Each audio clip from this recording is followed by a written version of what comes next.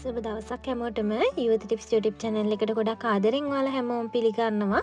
අද ඔයාලට මම අරගෙන ආවා ශරීරයේ බර ඉක්මනින්ම අඩු කරගන්න පුළුවන් සහ ලෙඩ රෝග රැසක් සුව කරගෙන සම පැහැපත් කරගන්න අපිට තරුණ වෙන්න පුළුවන් ක්‍රමයක්. ඉතින් අපි යමු වීඩියෝ එකට.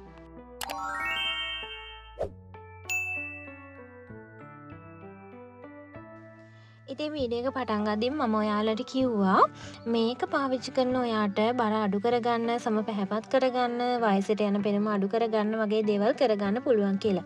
ඔව් ඇත්තටම පුළුවන්. උළුහාල් වලින් ඔයාට පුළුවන් මේ හැමදේම කරගන්න. ඉතින් මම ඔයාලට කියලා දෙන්නම් මේක කොහොමද පාවිච්චි කරන්න ඕනේ කියලා. හරිම පහසුයි. කාර්යබහුල කෙනෙක්ට උනත් හරිම ලේසියෙන් මේක කරගන්න පුළුවන්.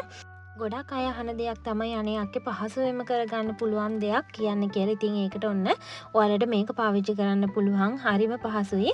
ඔයාලට කරන්න තියෙන්නේ වතුර බොන උස වීදුරුවක් අරගන්න. උස වීදුරට සාමාන්‍ය ඔයාලට උතුරවල නිවාගත්ත වතුර එකතු කරගන්න. ඇල් වතුර පාවිච්චි කරන්නේ නැතුව උතුරවල නිවාගත්ත වතුර වලට උළුහාල් තේ හැඳි දෙකක් එකතු කරගන්න. තේ හැඳි දෙක හොඳටම ඇති.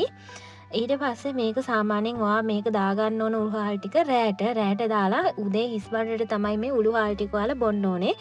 උළුහාල් කිව්වට උළුහාල් ටික පෙඟුන වතුර ටික තමයි අපි පානය කරන්නේ.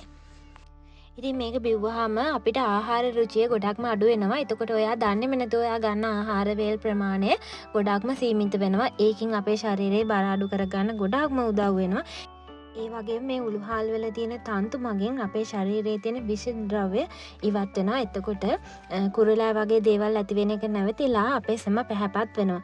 ඉතින් මේ හැම දෙයකම ගොඩක් හොඳයි. ඒ වගේම ශරීරයේ සීනි මට්ටම අඩු කරගන්නත් ගොඩක්ම හොඳයි. සීනි තියෙනවා නම් මේක දවසක් හැර දවසක් වගේ බොන්න.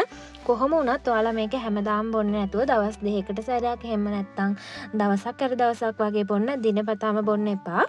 ඉතින් මේ විදිහට ඔයාලා try කරලා බලන්න. මම මේ කිව්වටත් වැඩිය රිසල්ට් තියෙන දෙයක් තමයි මේ උළුහාල් පෙඟුණු වතුර කියන්නේ. ඉතින් ඔයාලා try කරලා බලන්න. මොනවා හරි මේ දෙයක් දැනගන්න තියෙනවා නම් මට පහලින් කමෙන්ට් එකක් දාන්න. මේ වගේ වීඩියෝ දෙකටම බලන්න කැමති නම් ඔයා මගේ channel එක subscribe කරලා bell icon එකත් මතක ඇතුව on කරලා තියාගන්න. ඉතින් අපි මේ වගේ වීඩියෝ එකක ආයෙත් දවසක හම්බෙමු.